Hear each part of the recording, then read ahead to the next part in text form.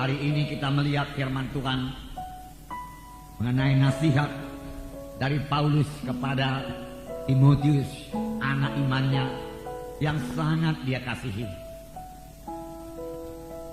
Kalau kita melihat Paulus, dia memiliki satu hubungan yang sangat erat dengan Timotius. Bahkan firman Tuhan berkata dia mempunyai hubungan sebagai anak dengan bapa. Begitulah intinya persaudaraan di dalam Tuhan. Bahkan sebenarnya lebih lagi, karena kita semua adalah anak-anak Tuhan yang telah lahir baru, dilahirkan oleh firman Tuhan dan roh Tuhan. Saudaraku yang terkasih dalam nama Yesus, marilah kita melihat nasihat demi nasihat yang diberikan Paulus. Lalu kemudian kita melihat bahwasanya Timotius menjadi sangat berhasil dalam pelayanannya.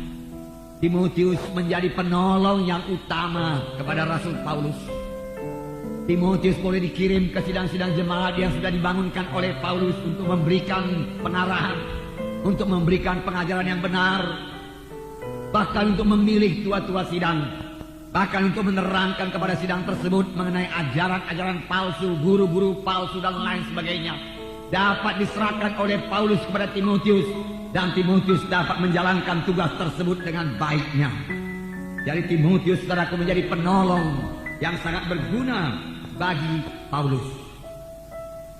Saudara yang kekasih dalam nama Yesus, Timotius bertumbuh dengan sangat pesat, sehingga pada waktu dia masih sangat muda, dia sudah melayani Tuhan. Sehingga Paulus juga berkata kepada Timotius, jangan seorang pun menganggap engkau rendah karena kemudaanmu. Berarti pada waktu Timotius masih sangat muda, dia sudah melayani. Puji Tuhan. Saya percaya pada akhir zaman ini Tuhan memakai lebih banyak lagi orang-orang muda. Inilah zamannya orang-orang muda diselamatkan Tuhan, orang-orang muda dipakai Tuhan, orang-orang muda diurapi Tuhan, orang-orang muda dilengkapi Tuhan. Sepanjang orang-orang muda itu mau menyerahkan seluruh hidupnya kepada Tuhan. Biarlah orang-orang muda jangan hanya menuntut ilmu dunia ini saja. Mari carilah perkara-perkara di atas, carilah perkara-perkara rohani, carilah perkara-perkara yang kekal. Saudara sudah melihat keadaan dunia pada zaman ini. Segala sesuatunya sudah menuju kepada kerusakan. Alam sudah bertambah-tambah tua. Memang kalau firman Tuhan mengatakan ini akhir zaman, bukan hanya orang Kristen yang mengakuinya. Orang bukan Kristen pun sudah mengakuinya. Mereka melihat segala kerusakan-kerusakan yang terjadi pada alam ini. Banyak-banyak kerusakan, kepunahan. Memang dia melihat dari segi pandangan manusia, segi pandangan jasmani.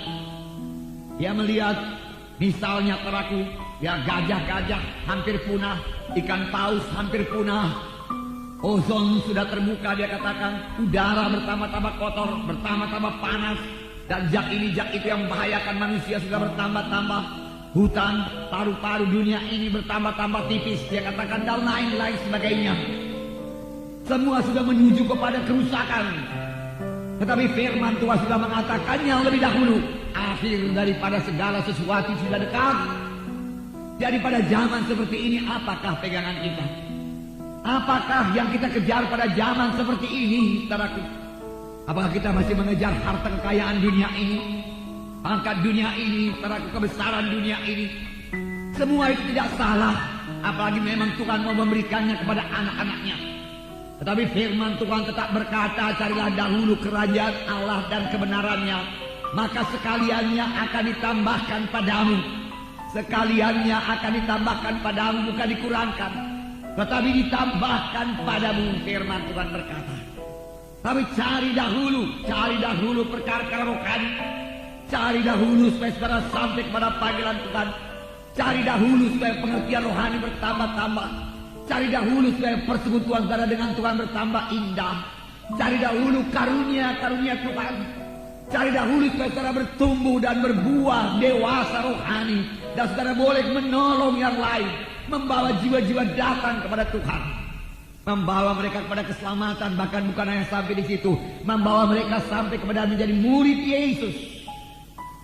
Ini adalah pelayanan semua anak-anak Tuhan. Jangan salah berkata itu pelayanan pendeta, pelayanan guru-guru agama, begini dan sebagainya. Kamulah saksi-saksiku, Tuhan berkata.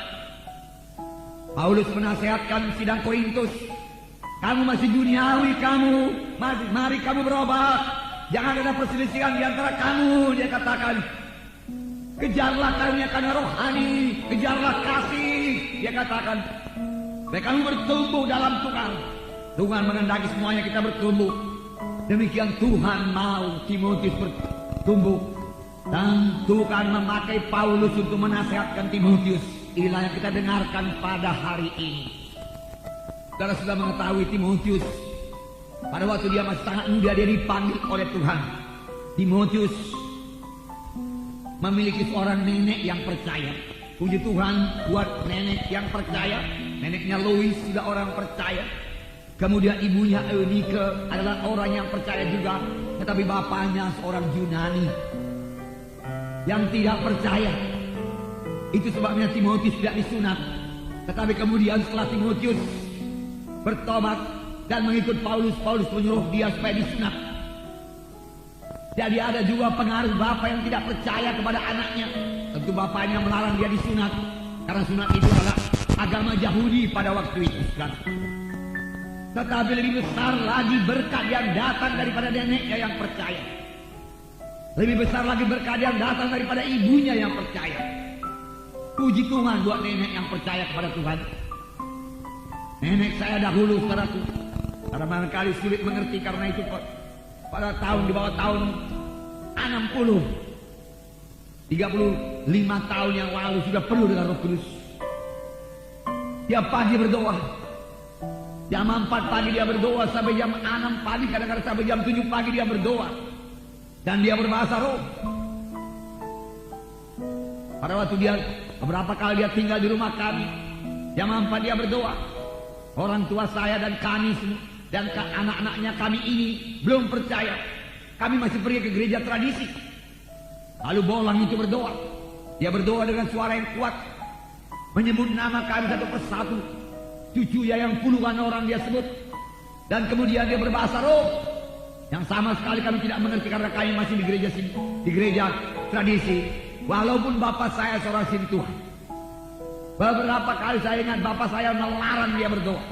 Kalau berdoa jangan terlalu kuat-kuat, dia katakan. Tetapi dia adalah orang percaya. Tahukah saudara, bahwasanya 3 orang cucunya, termasuk saya seorang, menjadi orang yang membangun gereja.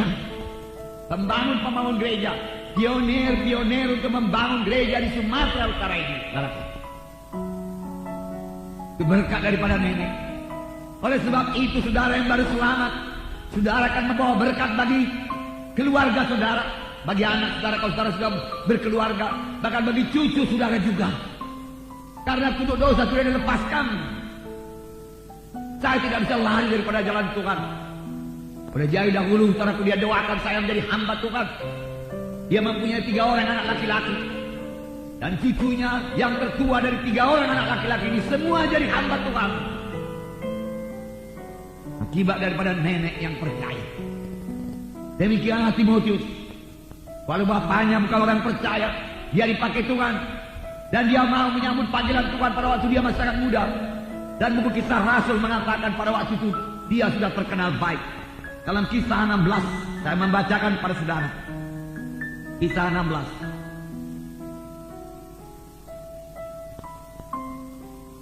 Saya bacakan ayat 1. Paulus datang juga ke Derbe dan ke Listra. Di situ ada seorang murid bernama Timotius. Ibunya adalah seorang Yahudi dan telah menjadi percaya, sedangkan ayahnya seorang Yunani. Timotius ini dikenal baik oleh saudara-saudara di Listra dan di Ikonium. Dan Paulus mau supaya dia menyertai dalam perjalanan. Paulus menyuruh menyunatkan dia karena setiap orang Yahudi di daerah itu. Sebab setiap orang tahu bahwa bapaknya adalah orang Yunani. Timotius terkenal baik dan Paulus mau membawa dia, dan Timotius menjawab iya. Itulah permulaan pelayanan Timotius. Itulah permulaan pemuritan daripada Paulus kepada Timotius. Sejak itu persekutuan mereka sangat erat. Hubungan mereka sangat erat. Disitulah Paulus memberikan banyak nasihat kepada Timotius. Nah, marilah kita melihat nasihat Paulus kepada Timotius. Paulus tidak akan menasihatkan sesuatu yang tidak dilakukannya lebih dahulu. Apa yang sudah dialaminya, apa yang sudah dilakukannya, itulah yang diajarkan oleh Paulus kepada Timotius. Itu sebabnya pengajaran Paulus sangat berkuasa. Tiap-tiap hamba Tuhan yang mau melayani, dia harus mengajarkan apa yang sudah dialaminya. Dengan demikian pengajarannya itu diurapi Tuhan dan sangat berkuasa. Dia tidak mengajarkan teori-teori, dia tidak mengajarkan teologi-teologi, tetapi dia mengajarkan pengalamannya yang dapat dilihat oleh orang banyak. Demikian Paulus mendidik Timotius. Apa yang sudah dialaminya, cara hidupnya, imannya, kasihnya, pelayanannya, semua dilihat oleh Timotius. Dan itu mengubahkan hidup Timotius. Hingga Timotius juga menjadi hamba Tuhan, menjadi pelayan Tuhan. Inilah pemuritan. Kalau kita mau memuridkan, kita harus memiliki persekutuan yang erat dengan murid kita itu. Hubungan yang erat dengan murid kita itu. Tidak cukup hanya mengajar saja. Mereka harus melihat contoh yang baik dari kita. Dan ini juga satu peringatan kepada kita yang memuridkan. Tentu saja kepada pemimpin-pemimpin KKS juga, wakil juga, supaya hidupnya menjadi contoh yang baik. Kita tidak bisa berkata, jangan contoh saya, contohlah Yesus. Saya ini banyak kekurangan. Ini yang biasa kita dengar. Kelihatannya rendah hati, tapi sikap hidup yang demikian tidak membangun. Yang memuridkan juga terlalu tidak menjadi terang. Tetapi Paulus berkata, tirulah aku bagaimana aku meniru Kristus. Paulus lebih dahulu meniru hidup Kristus. Lalu hidup Paulus berubah. Lalu Timotius, engkau lihat bagaimana hidupku ini. Kemudian engkau tiru hidupku ini. Ikutlah cara hidupku. Sama sebagaimana aku mengikut hidup Tuhan. Hidup dalam roh Tuhan. Meninggalkan semua kehendak daging. Menyangkal diri. Hidup benar, hidup suci di hadapan Tuhan. Nah, nasihat Paulus yang pertama mengenai peperangan rohani. Ada peperangan rohani bagi Timotius, ada peperangan rohani bagi Paulus, ada peperangan rohani bagi sidang Tuhan, ada peperangan rohani bagi setiap anak-anak Tuhan. Dalam 1 Timotius pasal 1 ayat 18, saya membacakan pada saudara. Tugas ini kuberikan kepadamu Timotius anakku, sesuai dengan apa yang telah dinubuatkan tentang dirimu, supaya dikuatkan oleh nubuat itu, engkau memperjuangkan perjuangan yang baik dengan iman dan hati nurani yang murni. Dalam menjalankan tugas ini, engkau memperjuangkan perjuangan yang baik dengan iman dan hati nurani yang murni. Perjuangkan perjuangan yang baik, perjuangkan perjuangan yang baik. Lawanlah setan, lawanlah segala sesuatu yang tidak baik, lawanlah segala akal licik iblis, tipuan iblis. Perjuangkan supaya engkau memiliki hati nurani yang baik. Jangan terganggu hati nurani kita ini. Setan mau mengotorkan hati nurani kita, tetapi jangan beri tempat kepada setan. Amin, saudara. Kemudian dikatakan lagi dalam 1 Timotius 6 ayat 12. Saya membaca, bertandinglah dalam pertandingan iman yang benar dan rebutlah hidup yang kekal.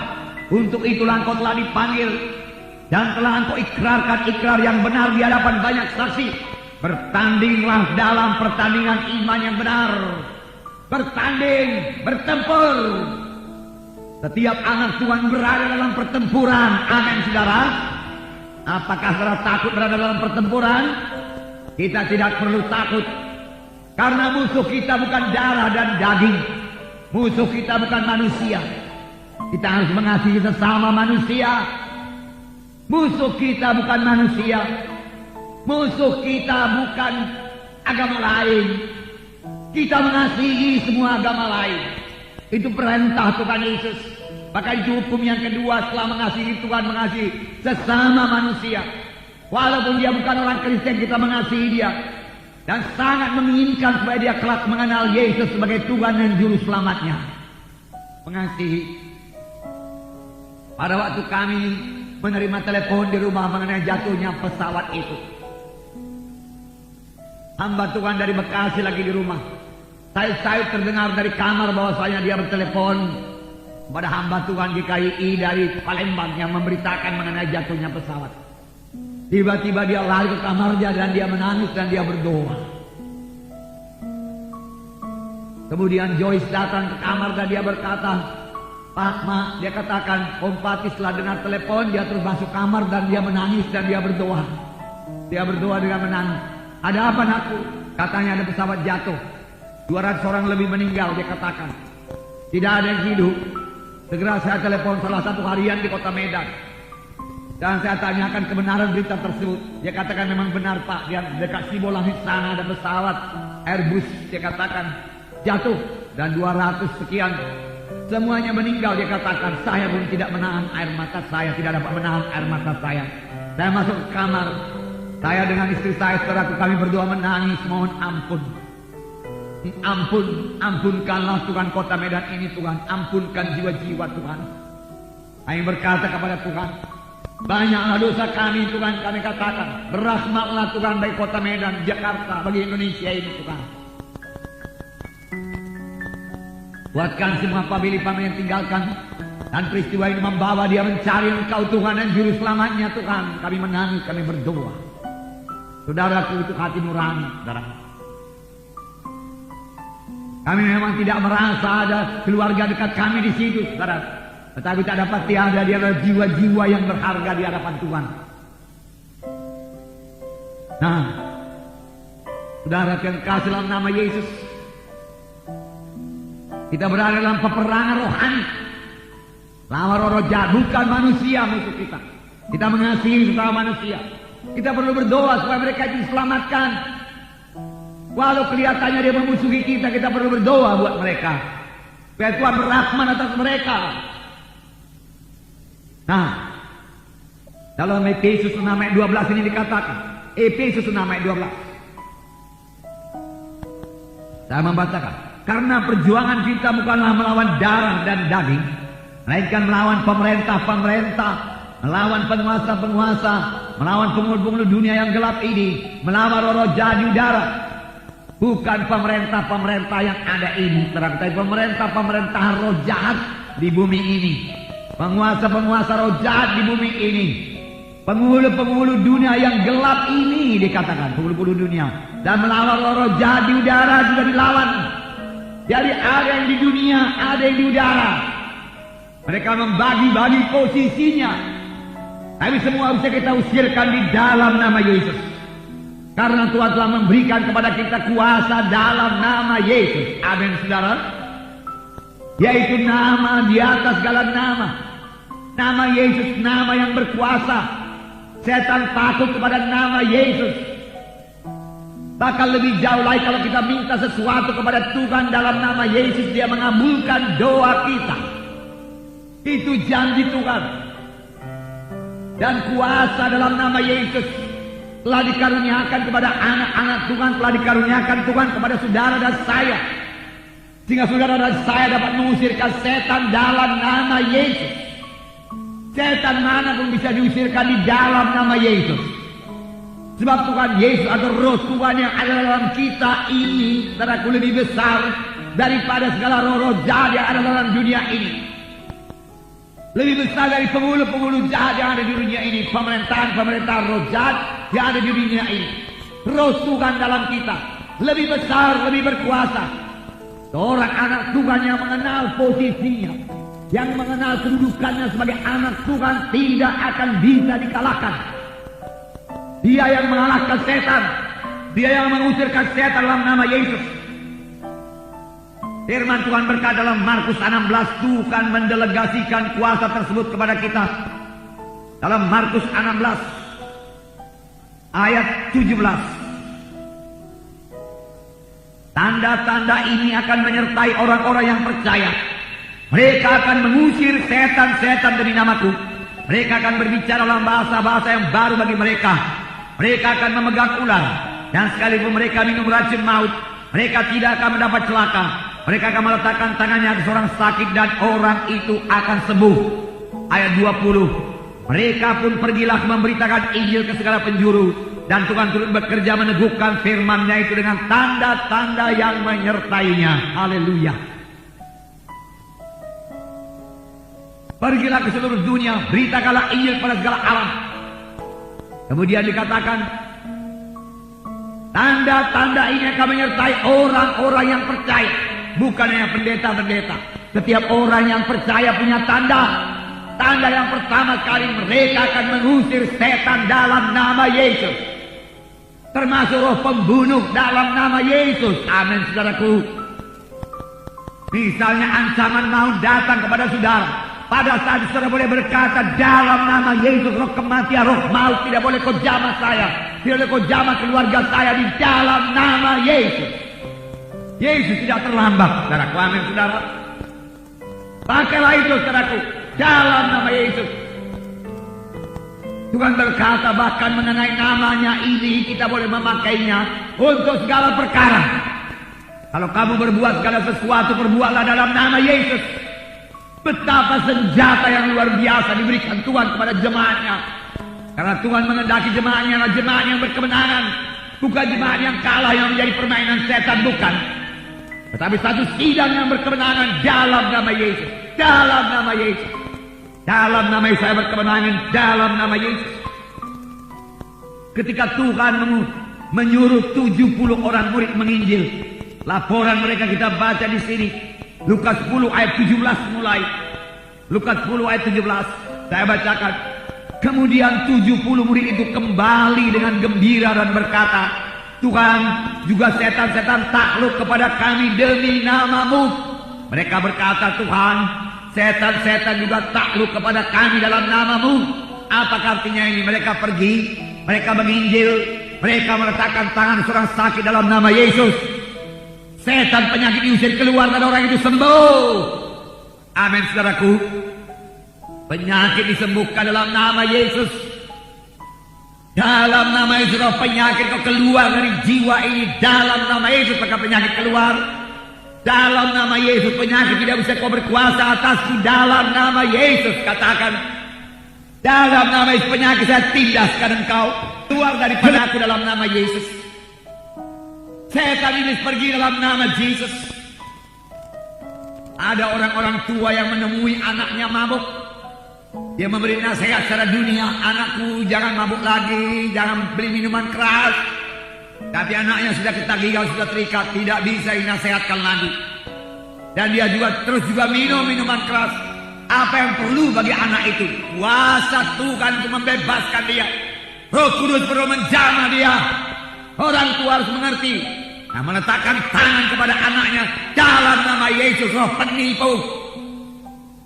Oh, yang membawa anakku ini menjadi mabuk, tidak sadarkan diri, keluar daripadanya demi nama Yesus. Itu yang perlu dilakukan. Dan itu yang tidak dilakukan oleh kebanyakan orang Kristen. Karena mereka belum mengenal kuasa di dalam nama Yesus. Sebabnya banyak orang Kristen gagal, banyak orang Kristen terikat. Mabuk-mabuk, bukannya terikat mabuk, terikat judi, bukannya terikat judi. Lebih parah lagi, terikat obat-obatan narkotika, terikat ganja dan lain sebagainya. Apa yang perlu bagi mereka? Kuasa Tuhan. Bawa mereka kemari. Kalau sekarang merasa tidak sanggup melepaskannya, biar mereka mendengarkan firman Tuhan yang hidup dari mimbar ini. Karena firman Tuhan berkata mereka akan mengenal kebenaran, dan kebenaran itu akan membebaskan mereka. Mengenal kebenaran yaitu firman Tuhan. Firman Tuhan itu akan bekerja dalam hidupnya, mengubahkan dia, membebaskan dia dari kebiasaan jelek tersebut. Amin, saudara. Itu sebabnya dia perlu mendengarkan firman Tuhan. Kemudian kelak orang tuanya sudah percaya lebih dahulu, atau abangnya atau siapa saja, pemimpin KKS, dia sudah percaya, bisa meletakkan tangan, kami bisa meletakkan tangan dalam nama Yesus, mengusir semua roh-roh perusak melalui narkotika. Karena ganja itu merusak saraf-saraf.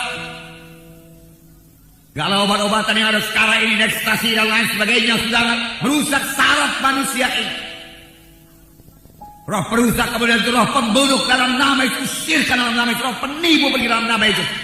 Roh-roh yang mencari kesenangan daging pergi dalam nama Yesus. Roh hawa nafsu sirkan dalam nama Yesus.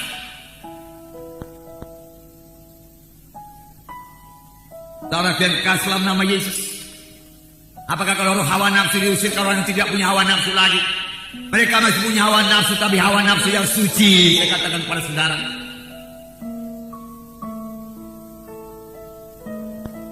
Nah, dalam nama Yesus, setan takut pada nama Yesus dan harus tunduk dan mundur dalam nama Yesus. Dan nama itu telah diberikan oleh Tuhan kepada sidangnya. Petrus mula-mula mempraktekannya. Dia melihat seorang lumpuh di pintu bait elok. Dan dia berkata, emas dan perak tidak ada padaku, tapi apa yang ada padaku kuberikan padamu. Apa yang ada pada Petrus? Petrus punya firman Tuhan. Haleluya, saudara juga punya firman Tuhan. Petrus adalah anak Tuhan, saudara juga anak Tuhan. Petrus tunduk kepada Tuhan, saudara juga tunduk kepada Tuhan. Kita juga tunduk kepada Tuhan. Petrus dipilih Tuhan, kita juga dipilih Tuhan. Saudara berkata Petrus rasul, saudaraku, kita imam-imam juga, saudaraku. Dan tanda ini bukan hanya untuk rasul, tapi bagi setiap orang percaya. Beberapa orang boleh jadi dalam sidang ini dipakai Tuhan jadi rasul, yang walaupun namanya tidak disebut dalam kitab suci, tapi dia mengerjakan pekerjaan rasul, pergi ke daerah kegelapan, memberitakan Injil Tuhan disertai dengan kuasa dan tanda ajaib, lalu dia membangun gereja Tuhan. Itulah dia arti seorang rasul, pelayanan seorang rasul. Karena rasul artinya seorang yang diutus. Bangkit dalam nama Yesus, di dalam nama Yesus bangkit. Haleluya. Orang itu bangun dan bangkit karena nama Yesus. Nah, ini peperangan rohani. Kita bisa mengusir setan-setan dalam nama Yesus. Dalam menghadapi penyakit kita coba pikir. Firman Tuhan berkata, saudaraku, kebanyakan penyakit, saudaraku, datang dari setan. Di dalam nama Yesus usirkan roh penyakit, maka penyakitnya sembuh. Saya percaya kanker dari setan, tumor dari setan. Karena itu roh pembunuh. Dalam nama Yesus kita bisa mengusirkannya demi nama Yesus. Keluar dari tubuhku, roh pembunuh pergi dalam nama Yesus. Bahkan paling baik dalam nama Yesus, roh tumor, roh kanker tidak boleh kau jamah diriku dalam nama Yesus. Amin, saudara. Dan kalau memang tubuh kita ini, anggota tubuh kita, organ-organ tubuh kita yang tidak berfungsi dengan begitu baik, saudaraku, mohon iman untuk mempraktekkan Roma 8 ayat 11, di mana dikatakan, dalam Roma 8 ayat 11 dikatakan, bahwasanya Rohul Kudus yang tinggal dalam kita tidak tinggal diam. Apakah diperoleh oleh Roh Kudus? Saya membacakan, jika roh dia atau roh Yesus atau Rohul Kudus yang telah membangkitkan Yesus dari antara orang mati diam dalam kamu, maka ia yang telah membangkitkan Kristus Yesus dari antara orang mati akan menghidupkan juga tubuhmu yang fana itu oleh rohnya yang diam dalam kamu. Benarkah roh Tuhan ini tinggal dalam saudara? Amin. Roh Tuhan dalam saya. Biarkan dia memberkati saudara. Bersandar kepadanya. Pertama sekali saudara harus sadari, aku ini rumah Roh Kudus. Roh Kudus tinggal dalamku. Tuhan, aku sendiri membersihkan rumahku, Tuhan. Demikian bersihkan rumahmu ini, tubuhku ini, Tuhan. Dari segala penyakit, dari virus-virus, kuman-kuman semua, bersihkan semua, Tuhan, dalam nama Yesus. Dan Tuhan tolong hidupkan semua anggota-anggota tubuhku supaya semua berfungsi dengan baik. Karena di sini dikatakan akan menghidupkan juga tubuhmu yang fana itu oleh rohnya yang diam dalam kamu. Bukankah ini satu pengobatan yang luar biasa? Ginjal-ginjal berfungsi dengan baik, jantung-jantung berfungsi dengan baik, paru-paru berfungsi dengan baik. Dan pada saat sekarang ini biarlah saudara Roh Kudus membersihkan rumahnya dari segala pengaruh awan-awan ini. Kita tidak tahu apa yang ada pada awan itu. Zat CO2 atau zat CO, saya kurang ngerti saudaraku, tapi sesuatu yang tidak baik menyesakkan napas. Biar semua dicuci oleh Roh Kudus. Kita percayakan kuasa Roh Kudus. Firman Tuhan berkata, sama sebagaimana imanmu jadi padamu. Amin, saudara. Kalau kita percaya Roh Kudus membersihkan kita, menyucikan kita, maka itu akan terjadi kepada kita. Saudara mau lari kemana pada saat sekarang ini? Saya tanya kepada saudara kita Poising bagaimana Kuala Lumpur. Kuala Lumpur juga penuh awan dia katakan. Mau lari kemana? Singapura juga penuh, Malaysia penuh, bahkan sudah sampai ke Thailand, Filipina sana. Saudara, yang perlu yaitu perlindungan Tuhan atas kita. Amin, saudara. Darah Yesus membungkuskan kita. Amin.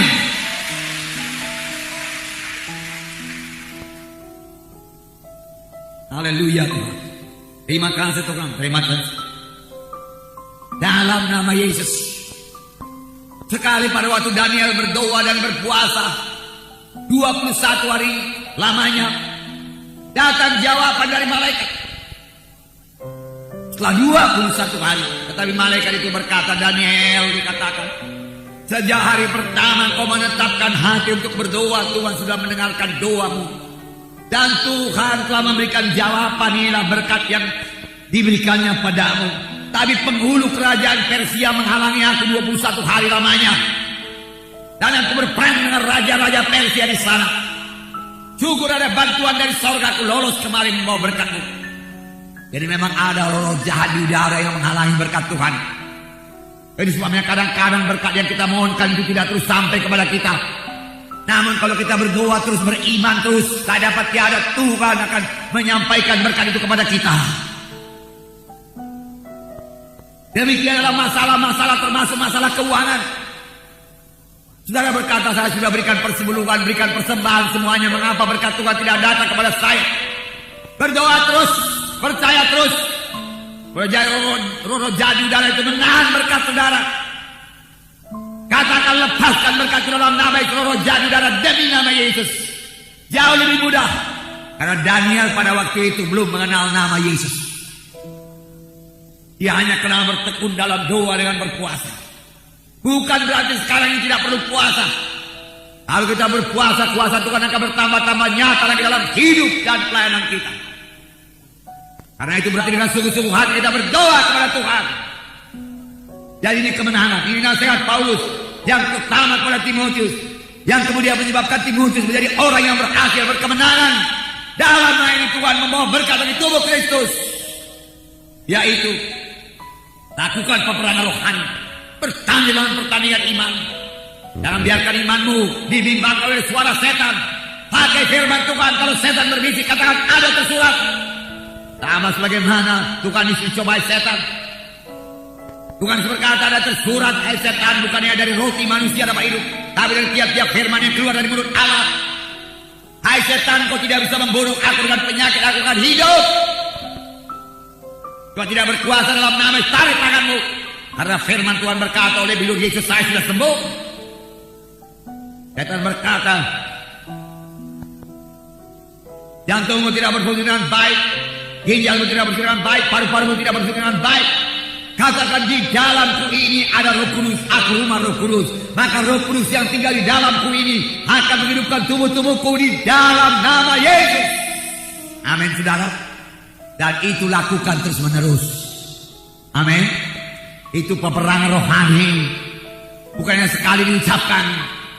Siapa serdadu yang maju perang sekali tembak, Saudaraku, begitu banyak musuh. Terus menerus menyerang. Amin. Demikianlah kita ini. Terus menerus berpegang pada firman Tuhan. Terus menerus mengucapkan firman Tuhan. Terus menerus percayai firman Tuhan.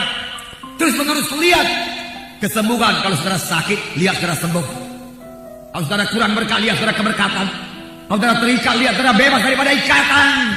Pasti jadi sama sebagaimana imanmu, firman Tuhan berkata. Amin, saudara. Ini yang pertama, nasihat Paulus kepada Timotius. Kemudian nasihat yang kedua, Paulus menyuruh Timotius memiliki teladan hidup yang baik. Dalam 2 Timotius 3:10-12. 2 Timotius pasal 3 ayat 10.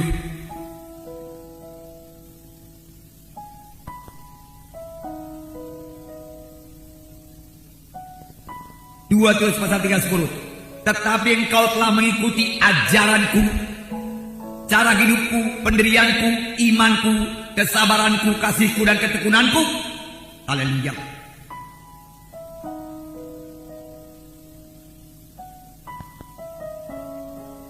Engkau telah ikut menderita penganiayaan dan sengsara seperti yang telah kuderita di Antioquia dan Ikonium dan Listra. Semua penganiayaan itu kuderita dan Tuhan telah melepaskan aku daripadanya. Memang setiap orang yang mau hidup beribadah dalam Kristus Yesus akan menderita aniaya. Aniaya pada zaman sekarang tidaklah sebanding dengan aniaya pada gereja pertama. Oleh sebab itu biarlah kalaupun ada aniaya dan kita menderita bukan lagi karena penyakit, tetapi menderita aniaya karena tekanan-tekanan dari luar sana, tekanan-tekanan dari orang yang tidak percaya, tekanan-tekanan dari roh-roh antikristus yang membuat saudaraku gerakan kita bertambah sulit. Cara yang kekasih dalam nama Yesus itu membentuk kita bertambah-tambah dewasa, dan Tuhan akan melepaskan kita daripadanya dan memberikan kemenangan kepada kita. Paulus mengalaminya, Timotius mengalaminya. Oleh sebab itu itulah cara hidupku, ikutlah ajaranku, imanku, pendirianku, kesabaranku, kasihku. Tetapi sebenarnya yang paling perlu diikut. Mengapa Paulus berani berkata demikian? Apakah saudara berani berkata demikian kepada murid saudara? Apakah saya berani berkata demikian kepada saudara? Itulah teladanku. Paulus lebih dahulu mengikut teladan Yesus. Paulus lebih dahulu berubah. Paulus sudah lama menyangkal dirinya. Paulus sudah lama meninggalkan tabiat dagingnya. Paulus sudah lama berjalan dalam roh Tuhan. Dalam 1 Korintus 11 ayat 1 dikatakan, jadilah pengikutku. 1 Korintus pasal 11 ayat 1. Ini kesaksian Paulus. Jadilah pengikutku sama seperti aku juga menjadi pengikut Kristus. Jadi pengikutku karena aku mengikut Yesus. Ikutilah aku karena aku mengikut Yesus, dia katakan. Karena aku telah meninggalkan semua dosa, meninggalkan semua kebencian Tuhan, aku telah bertobat. Itulah dia mengikut Yesus. Seseorang tidak dapat mengikut Yesus kemudian mengikut dosa, tetap hidup dalam dosa. Kalau kita mau menerima sebagai Tuhan dan Juru Selamat kita harus bertobat. Amin, saudara. Meninggalkan semua dosa, bertobat.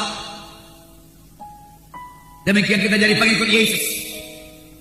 Paulus telah lebih dahulu melaksanakannya. Kemudian dia berkata, jadilah pengikutku sama sebagaimana aku ikut Yesus. Paulus begitu kenal dengan Yesus, dia punya hubungan yang intim dengan Yesus.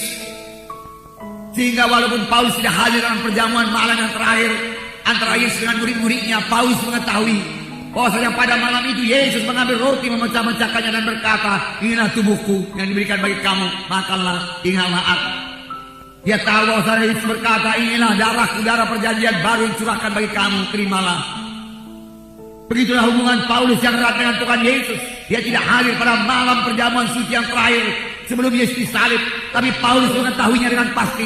Jika Paulus juga berkata, dalam hal apakah aku kekurangan dari rasul-rasul yang lain? Aku sama dengan rasul-rasul yang lain. Luar biasa persekutuan Paulus dengan Tuhan Yesus. Dan Paulus berkata, jadilah pengikutku sama sebagaimana aku ikut Kristus. Jadi pengikut Kristus